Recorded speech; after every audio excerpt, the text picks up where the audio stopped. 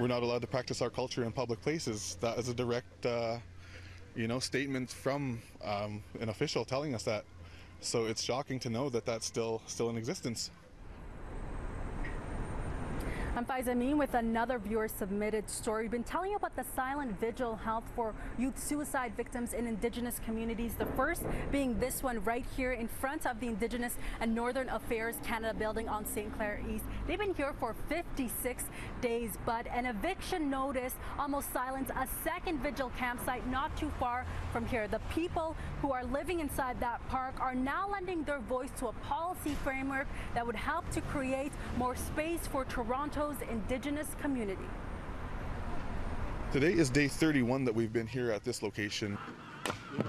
The sacred fire steadily burning at all times of the day inside David Balfour Park, part of a vigil and demonstration to raise awareness on the Indigenous youth suicide crisis that Northern Ontario communities are faced with.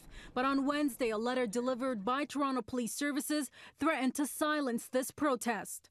And she simply handed it to me and said that this is for you. The two men say they were shocked to learn it was an eviction notice signed by the police's Aboriginal peacekeeping unit, notifying them the campsite would have to be taken down by Friday or else they risk getting charged.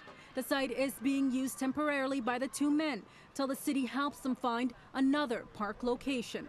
We just created a sacred place for us to kind of reflect and think about what we can do to help the kids in the north instead of just waiting for the government to act, which is taking a very long time. Though the notice mentioned City of Toronto bylaw officers and park staff would attend on Friday, a spokesperson from Parks, Forestry and Recreation tells City News the city wasn't involved in the drafting of the letter and isn't engaged in any enforcement. The area city councillor Kristen Wong-Tem tells us today police have retracted the eviction notice. They engaged Indigenous elders. They wanted to understand what was happening. They wanted to work in a collaborative fashion. Toronto's municipal code does not allow for camping and unpermitted fires in parks, but the city does take Indigenous sacred practices in consideration on a case-by-case basis. Park police staff are now looking to develop a policy framework to speak to these needs. Now the city can better engage with Toronto's Indigenous communities.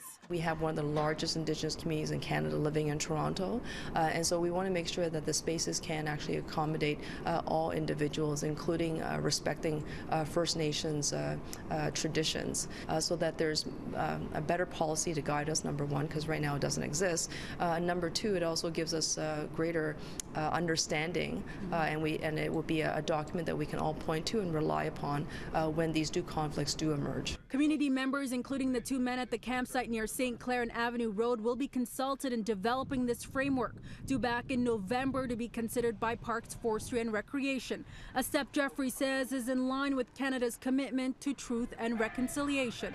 With this government now acknowledging that we do have a right to these ceremonies and to these vigils and these fires, the framework is going to help that two-row wampum process that was always supposed to be in existence.